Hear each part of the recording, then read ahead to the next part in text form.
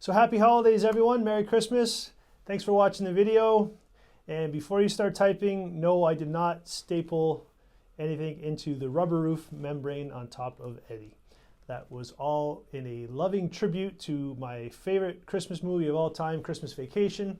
My trailer that you're watching, the name comes from a character in the movie Christmas Vacation, and that is where the name Eddie comes from. So I thought it was only fitting that I do a tribute to the movie for its first Christmas. So Eddie's first Christmas, thanks for joining us.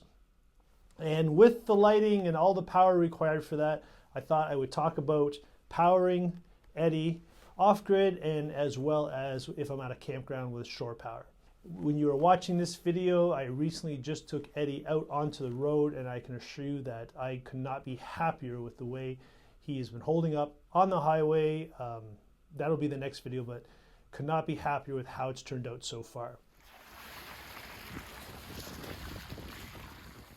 Okay, quick background change. Eddie has been on a few more trips since I started this video, and what I found was because I'm still taking away the insulation to do certain wiring things, I've used this craft paper just to staple onto the frame to keep the styrofoam in place when I'm driving around. So if you're wondering why the background has changed, that's the reason. Again, getting back to the video, and the purpose of this video is, first of all, let's discuss what I will actually have in here that requires power. So I'm going to have two max air fans in the ceilings. There's going to be LED pot lights in the ceiling, as well as underneath the above cabinetry in the shower and above the sink in that area there. Maybe one day I will have a Dometic fridge. I'm starting with my cooler at this point. And I'll be charging my laptop and certain things like that. So there's not going to be an air conditioner in here. I live in Canada. Where I am, the summers do get hot, but I'm usually up in the woods in the shade. So I believe that I can get by without air conditioning at this point. That's something I can look at changing later on, but right now I don't plan on having an air conditioner in here. It's a small trailer, it's 7 by 12. So with two fans, I do believe there'll be enough circulation here. It should keep it cool. So if those are my power requirements, I really don't need a lot of power to run those things. The LED lights do not take a lot of power. The air fans, depending on how long they run, will require some. So I am confident that I can supply the power to this trailer, a 7.5-foot trailer with some power stations that I already own. So if I have these, it makes no sense to me to go out and buy new stuff. So can I utilize these power stations to power the trailer and all the needs that I have while I'm in it?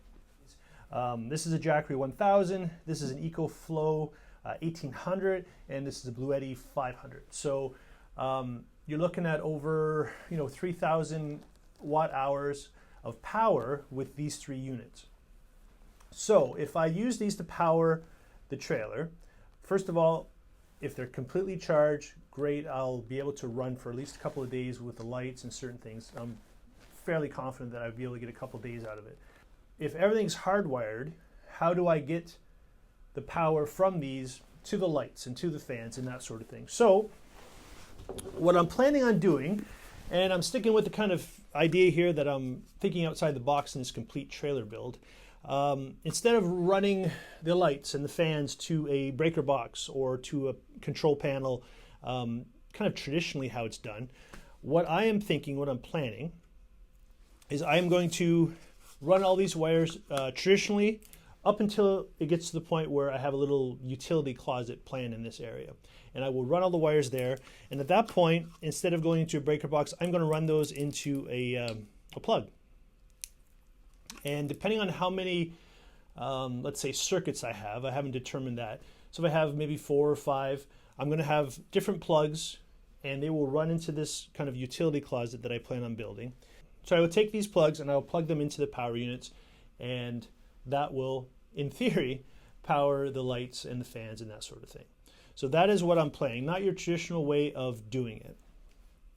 For all you electricians out there, if you have any feedback, I'd love to hear it, good or bad. I plan on obviously testing this before I finish the walls and stuff. So this is what I'm doing.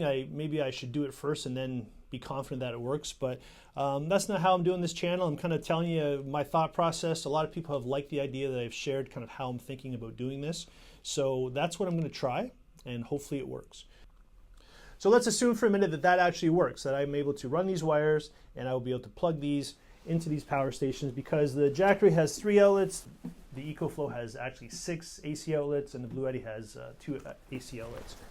So there's plenty of outlets to plug into these power stations.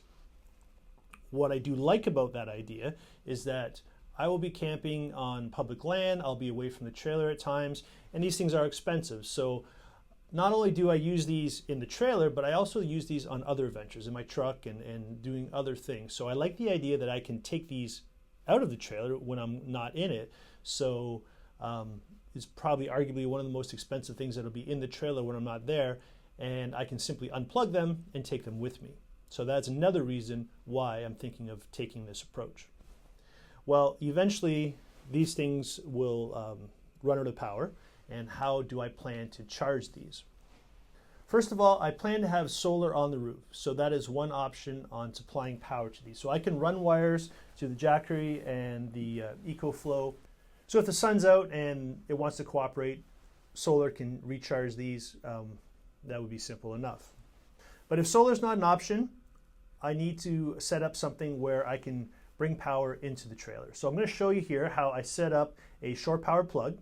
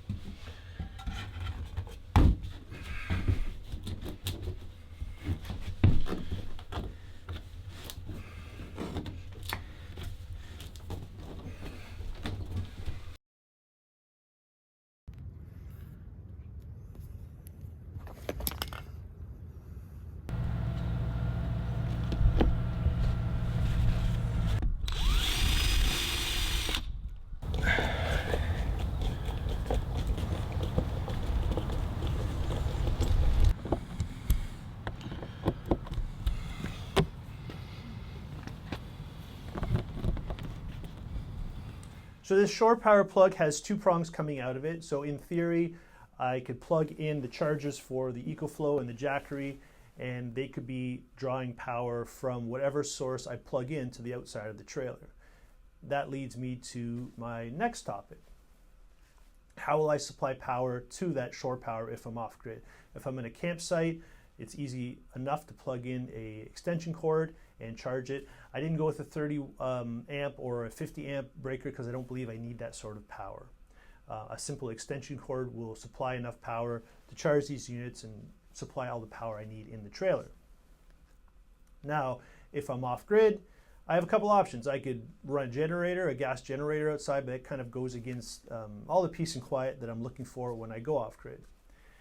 Because Eddie is a trailer, Eddie requires something to tow it. So currently right now I have an F-150 to 2012, and I'm been shopping for a new truck for some time, and I'm kind of kicking the tires on a lot of options. What has intrigued me the most about pickup trucks recently is the power on board in the tailgates. A lot of companies are offering that. I'm a Ford guy, so I have been looking at the power boost in the F-150s, and what that is now Ford has supplied power to the tailgate, and in the gas engines I believe it's a 2 kilowatt kind of power station in the tailgate, and the hybrid, which I just took for a test drive, I think it's 7.2 kilowatts of power in the tailgate.